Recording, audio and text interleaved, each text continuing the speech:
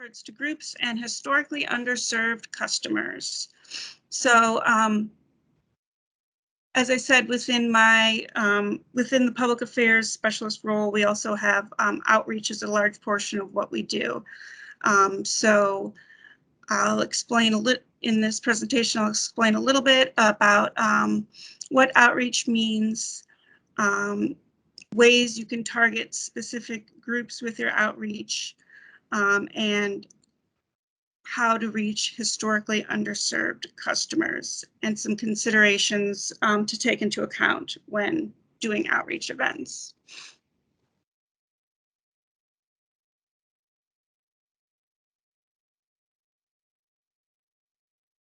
Okay. So what is outreach? NRCS defines outreach as conducting business to ensure that programs and services are made accessible to all customers fairly and equitably, with emphasis on the historically underserved. And it goes on to say outreach also involves crafting messages and informational materials with language and services that speak to particular groups and populations, and aids them in understanding the mission, processes, goals, obligations, and eligibility issues. As I said, this is NRCS's definition. The soil conservation districts, MDA, have slightly different definitions of outreach, but we're all in agreement that reaching all potential customers is an important goal and should just be a part of our daily business.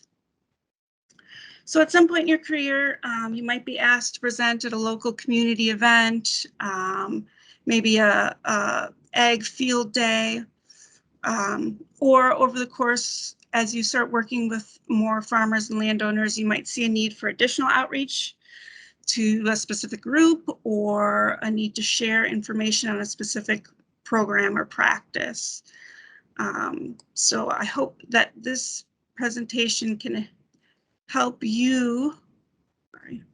I hope that this presentation gives you some basics on how to approach that outreach and points you to some resources that are available to you, should you pursue some outreach opportunities.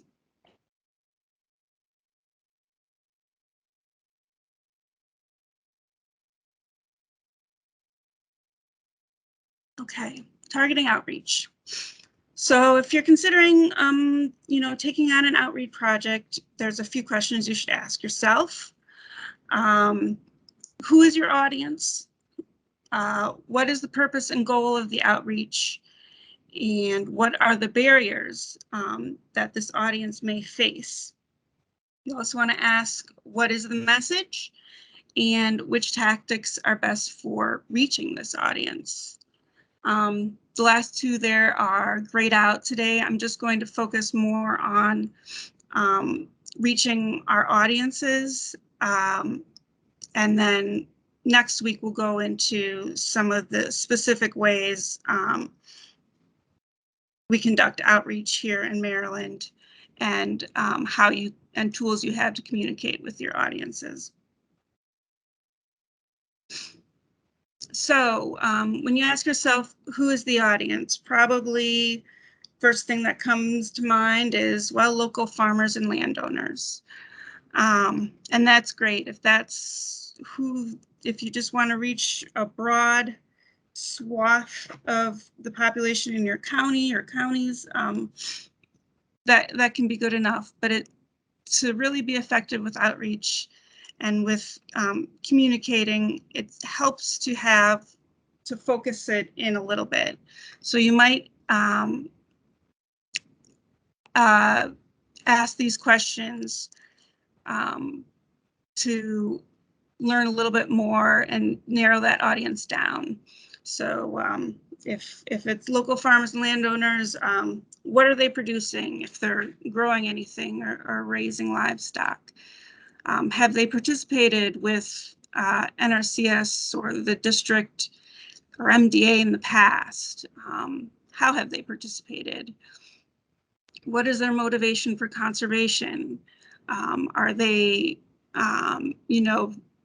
passionate about the environment, or do they want to make sure their farm will be there for the next generation?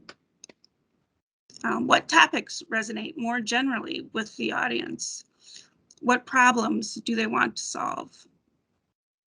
Where are they located? And then what are their recreational or fun interests? So, you could group your audience by any one of these characteristics or a combination of them, or other characteristics as well. It's important to consider stakeholder groups when thinking about conducting outreach. As has been the theme of a lot of this presentation so far, we have a great conservation partnership here in Maryland. We already partner with a lot of organizations, and there are many, many more we can work with, especially when it comes to outreach, who might have more expertise or a better reach to certain communities. And you can see the list of potential stakeholder groups here.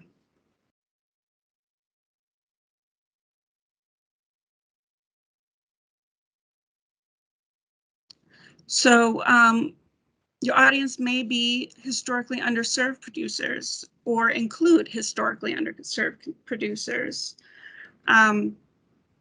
So when we talk about historically underserved producers, the USDA definition is a limited resource farmer, a beginning farmer, a socially disadvantaged farmer, or a veteran farmer are all the categories of producers that make up the broader term of historically underserved producers.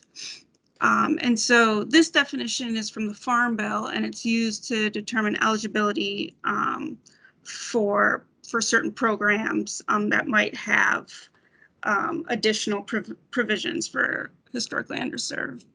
So we have limited resource farmer, who's a participant with direct or indirect gross farm sales not more than the current index value in each of the previous 2 years.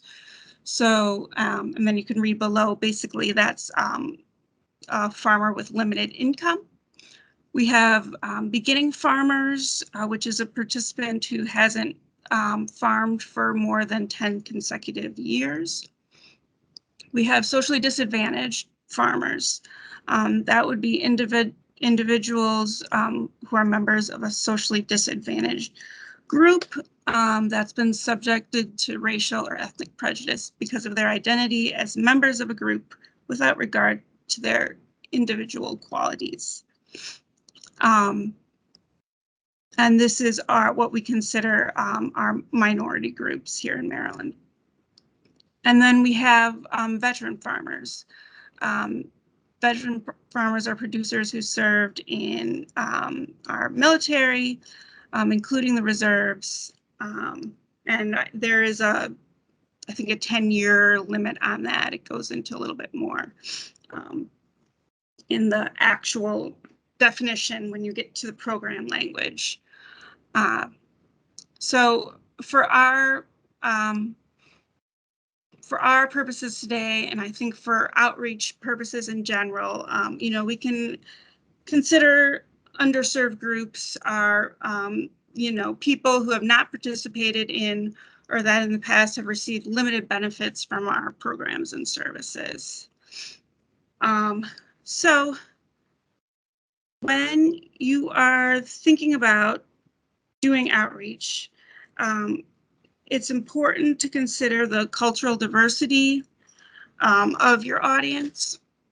There are both overt differences like literacy and socioeconomic status and language, but there's also more nuanced differences that you might not see, when they walk in the door, such as, local history or cultural norms. So, if you can come up with develop an outreach program that's kind of sensitive to all these considerations, you really can encourage more equitable and more informed participation among all potential beneficiaries of our services, of our programs and services. So taking a step back from the audience, so we've defined our audience. Once we've done that, we want to think about the purpose and goal of outreach. You know, what problem is your outreach is your conservation program going to solve? Are you going to tackle a specific resource problem that you've noticed in multiple farms in the community? Are you going to just increase general awareness of conservation programs or a specific initiative? And then you want to think about what results you want to achieve from your outreach. So how are you going to measure success? Is that, you know, 5% more signups for a program than the previous year? Is it, you know, getting farmers engaged in in discussions of emerging conservation issues? If it's outreach to a classroom, maybe it's making sure kids have a basic understanding of, you know, conservation concepts, and, you know, take a flyer home for their parents to read and come to our website to look for more information.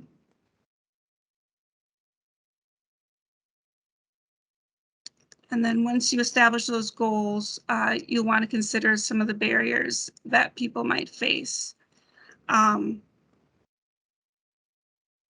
are we on time here? I think we're good on time. So if you're up for it, I think we could do a little audience participation here.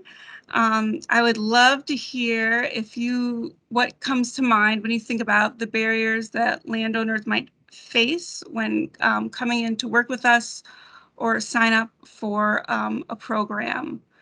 What challenges might they face to implementation? What kind of public perception is out there that might lead them, might make them cautious about participating in certain programs or services that we provide? You can put them in the chat, or just say them out loud and give you a couple minutes to think about it.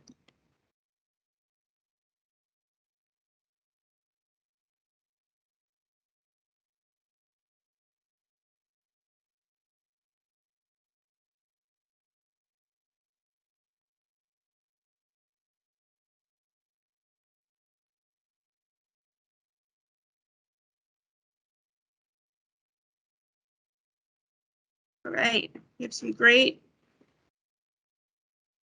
ideas in here. There's language barriers, fears of forms and paperwork. Certainly that's a public perception, a very, sometimes very accurate public perception of working with the government, forms and paperwork. Financial barriers, lack of technology, stigma of receiving financial assistance. That's very true.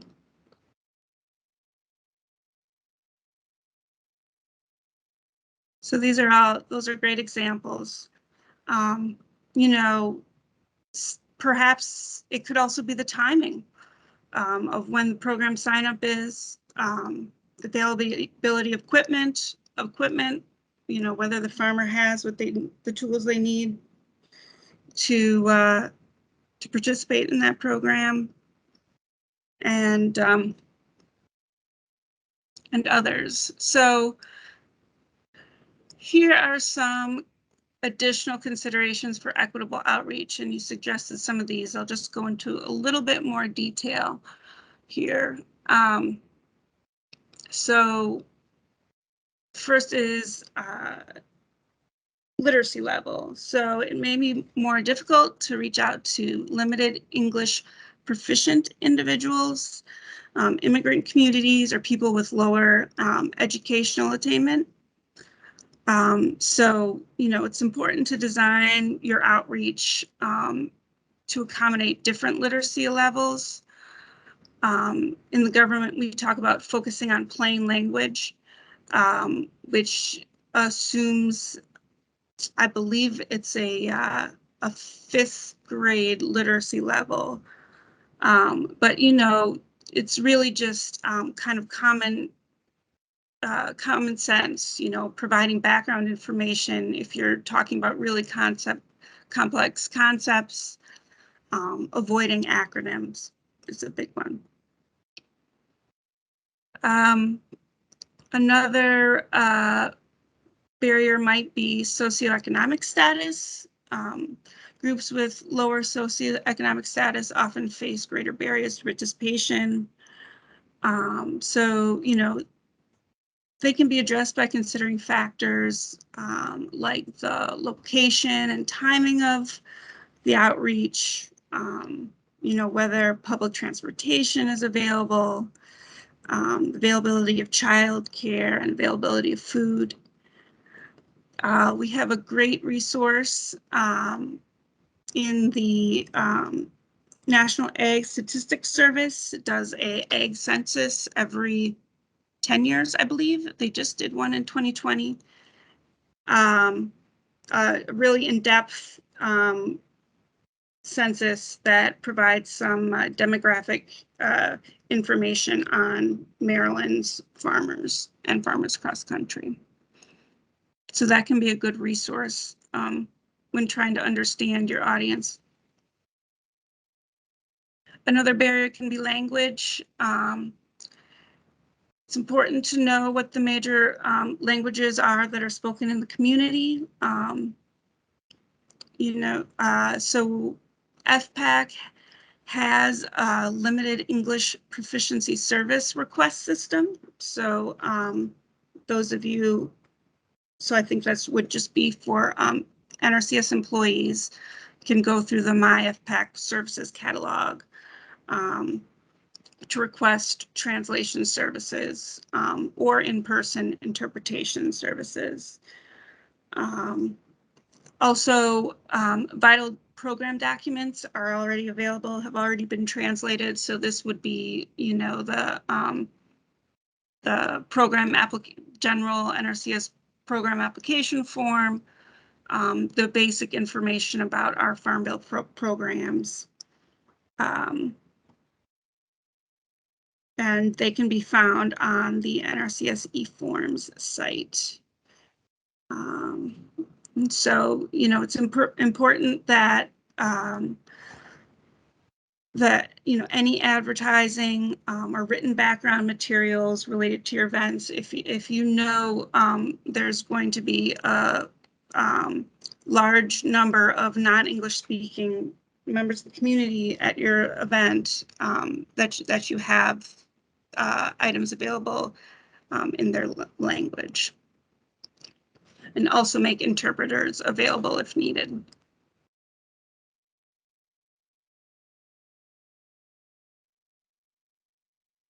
Okay, a few more considerations.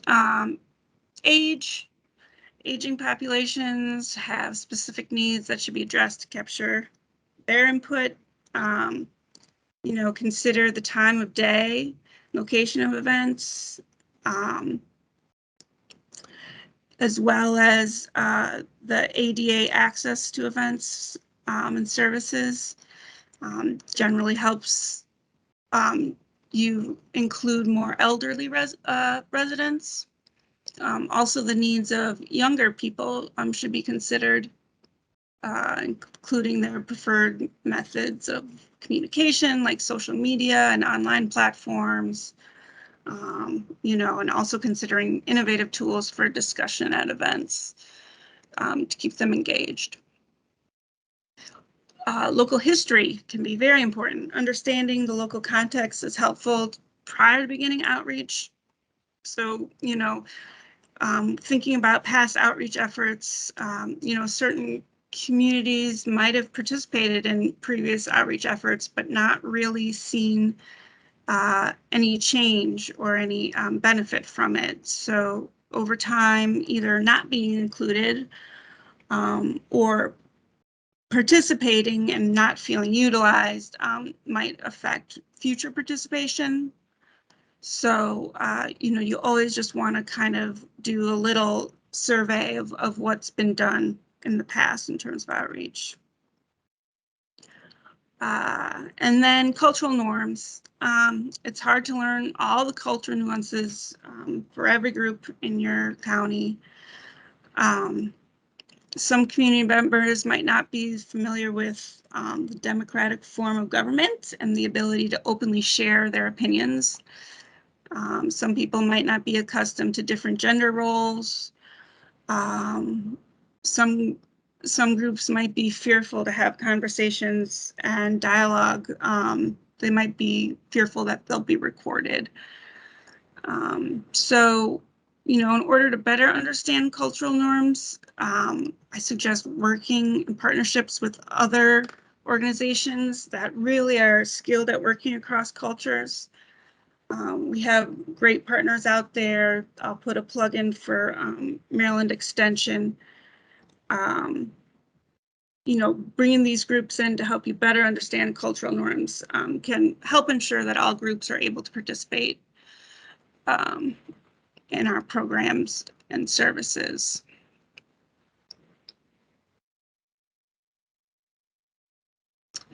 So that's about it for my presentation. I have some resources here. Looks like they're not linked, but I'll make sure that those are linked before we send the presentation out. And we'll continue the discussion of outreach and communication next week, and with some more specific tools for communicating with your communities. So with that, I guess I'll see if there are any questions.